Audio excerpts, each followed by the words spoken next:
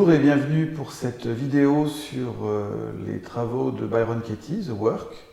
Pour cette vidéo, j'ai choisi d'interviewer Flavienne Sapali. Flavienne, bonjour. Bonjour.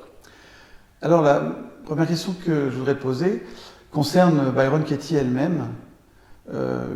Qu'est-ce qu'elle a vécu qui l'a amené à proposer ce travail de Work? C'est une femme qui habite en Arizona, qui a une vie assez classique, avec une famille, avec des enfants. Elle était aimée par son mari. Et puis petit à petit, assez progressivement dans un premier temps, puis plus gravement dans un deuxième temps, elle s'est mise à grossir, elle s'est mise à dépendre de l'alcool, elle s'est mise à avoir des colères soudaines, elle s'est mise à être mal dans sa peau. Elle est allée jusqu'à avoir un revolver sous son oreiller. Oui. Et elle a été hospitalisée dans un centre pour perdre du poids parce que c'était la seule chose que sa mutuelle finançait. Voilà. Et puis on ne peut pas parler de traitement thérapeutique. Sa guérison est soudaine, elle est brusque, elle est incroyable. On ne sait pas pourquoi, on ne sait pas vraiment ce qui s'est passé. Il n'y a rien eu avant, il n'y a rien eu après. Simplement, un matin, elle s'est réveillée de 86 et elle était heureuse, pleine de compassion et d'amour. Et elle s'était complètement transformée. Et en fait, à ce moment-là, elle a compris que les pensées qu'elle avait jusqu'à présent et qui étaient pour elle terrifiantes, s'étaient tout simplement transformées et envolées. Et donc, de là est née sa méthode où elle a eu pour souci de comment je peux aider les autres à contempler et investiguer leurs pensées pour juste voir ce qui est, accepter les pensées sans tout à fait y croire quand même et regarder ce qui là-dedans est vrai ou pas. Sur quel postulat repose le processus de Work? Sur le postulat que toute pensée, tout sentiment stressant est déclenché par une pensée. Et on sait qu'il y a un lien très proche dans notre cerveau entre la pensée qui vient du cerveau préfrontal et le cerveau limbique. Donc l'idée, c'est que derrière tout ce que nous vivons de stressant, il y a une pensée qui est à l'origine et qui est une pensée qui va déclencher une émotion et donc un comportement. C'est intéressant, ça veut dire que ce n'est pas l'événement lui-même que je vis qui déclenche mon stress, c'est ce que je me raconte sur cet événement-là? Complètement. C'est ça. Ce sont l'histoire que nous rajoutons à ce que nous vivons. Quelqu'un qui repère qu'il vit un stress, qui repère éventuellement qu'il a une pensée qui trotte dans la tête, comment le processus développé par Byron Katie va l'aider? Le processus est d'abord un processus de questionnement et d'interrogation et d'être en vérité avec soi. Donc si ma pensée c'est par exemple « je ne vais pas y arriver », on va juste questionner la personne avec 4 questions qui est « est-ce que c'est vrai que je ne vais pas y arriver? Es-tu absolument sûr que c'est vrai et qu'est-ce qui te fait dire que c'est absolument vrai? Quand tu as cette pensée, qu'est-ce que cela te fait vivre? Comment tu te comportes avec cette pensée? Quelles conséquences elle a sur ta vie? Et la 4e question est « et si tu n'avais pas cette pensée, qu'arriverait-il? Que se passerait-il? Qui serais-tu sans cette pensée ?» Voilà, donc c'est 4 questions assez simples et qui invitent simplement à la personne à vérifier à l'intérieur d'elle-même si ce qu'elle se raconte est vraiment vrai, et ça peut l'être, à trouver des éléments très objectifs qui vont qualifier la vérité de ce qu'elle croit, aussi à mettre et à donner du sens à quelles conséquences a cette pensée. Parfois, c'est la prise de conscience à quel point cette pensée-là vient me faire avoir des comportements complètement dingues ou déclencher chez moi des sentiments incroyablement négatifs. Et puis de se projeter avec cette question « Qui serais-tu sans cette pensée? Qui serions-nous sans nos histoires ?» C'est le titre d'un de ses livres. C'est une question qui nous permet juste de nous projeter dans, au-delà de tout ça, quel est le potentiel de ma vie? Et cette question-là, rien que de pouvoir l'imaginer, parfois les gens sont très vides à cette question, mais de pouvoir imaginer ce serait quoi ma vie sans toutes ces pensées-là, ça ouvre un champ et ça permet, vous savez, notre cerveau ne sait pas faire la différence entre ce qu'il imagine et la réalité. C'est exactement ça. Donc c'est une façon de contempler et de permettre à notre cerveau de prendre conscience des conséquences d'une pensée et de s'imaginer autre chose. Ça, c'est la première période. Il y a un mot qui est le mot contempler. Oui. Et en amont, il y avait cette idée de questionnement. Pour que les gens comprennent bien de quoi il s'agit, que c'est pas juste de répondre à des questions, mais d'aller vers la contemplation.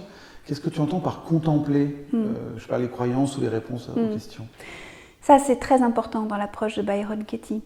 The work, c'est comme une méditation. C'est-à-dire que si on le prend comme une technique de questionnement, en général, les gens vont répondre au niveau où ils se racontent toujours les mêmes histoires. Quand on dit contempler, c'est une forme de méditation. Et dans la méditation, il y a un moment où nous laissons place au rien. Si juste je regarde cette pensée, qu'est-ce qui vient? C'est vrai ou c'est faux? Et donc c'est un instant de vérité avec soi. Comme la méditation, le moment où on arrête un peu les choses et on regarde ce qui est. Prendre ce temps. Donc, ce que je comprends par la différence avec d'autres approches, c'est que quand une croyance émerge, et notamment des jugements sur moi ou sur les autres, l'idée c'est pas de qualifier que les jugements sont bons ou mauvais, c'est juste de repérer qu'ils sont là. Exactement. C'est ça. Et tout jugement, nous ne pouvons pas ne pas juger. Nous avons entre 45 000 et 51 000 pensées par jour, ça veut dire entre 150 et 300 à la minute. Et là-dedans, il y a toutes sortes de pensées et un magnifique juge, un comparateur, un fouteur de bazar, voilà. Et donc juger est tout à fait humain. Maintenant, il y a des jugements qui nous aident et des pensées qui nous aident et qui nous soutiennent dans notre vie et qui sont ressources, puis d'autres qui alimentent quelque chose. C'est celle-là que nous regardons. Une fois que j'ai passé mes croyances au travers de ces 4 questions, qu'est-ce que nous allons faire ensuite? Alors, il y a une proposition qui est ce qu'on appelle le retournement de la question. C'est-à-dire, par exemple, si la croyance est « Paul ne m'aime pas », il y a différentes façons de retourner ça. Ça peut être « Paul m'aime ». Est-ce que c'est vrai? Et peut-être la personne va trouver il y a des éléments qui pourraient dire que Paul l'aime. Que ça a sur moi, et oui. Et c'est peut-être aussi vrai, il y a peut-être autant d'éléments objectifs à ce que Paul m'aime ou que Paul ne m'aime pas. Il peut y avoir un retournement par la rapporté à moi-même. C'est pas Paul qui ne m'aime pas, c'est je ne m'aime pas. Est-ce que c'est vrai? Et pourquoi c'est vrai? Voilà, et puis il y a un troisième type de retournement qui est je reprends mes notes, j'ai perdu le... Ça peut être je n'aime pas Paul? Je n'aime pas Paul. Je n'aime pas Paul, exactement. Est-ce que c'est vrai? Une fois que j'ai fait ces 4 questions et les différents retournements, qu'est-ce que ça va m'apporter? Qu'est-ce que je vais voir de différent chez moi? Le problème de la pensée, c'est que nous nous identifions à ces pensées. Nous y sommes attachés. Et donc, de contempler ces croyances, voire d'identifier que nous pourrions être très différents sans celles-ci ou qu'elles ne sont pas vraies, c'est une transformation de regard. C'est un changement de regard sur la vie. C'est une ouverture à la fois de regard. Donc c'est potentiellement complètement changer notre vie. Est-ce que je pourrais traduire ça en disant que ça va comme dissoudre ces croyances stressantes, c'est-à-dire soit faire qu'elles soient moins fréquentes, moins impactantes ou carrément qu'elles disparaissent? Est-ce que c'est ça? L'idée de dissoudre ferait que est une idée étrange pour moi. C'est pas dissoudre, c'est transformer, c'est changer notre comportement du fait que nous pensons autre chose. Est-ce que c'est dissoudre? Donc transformer mon système de croyances pour être moins impacté par ces croyances stressantes ou limitantes. Oui, c'est déjà mettre de la conscience sur ces pensées qui nous stressent et les changer.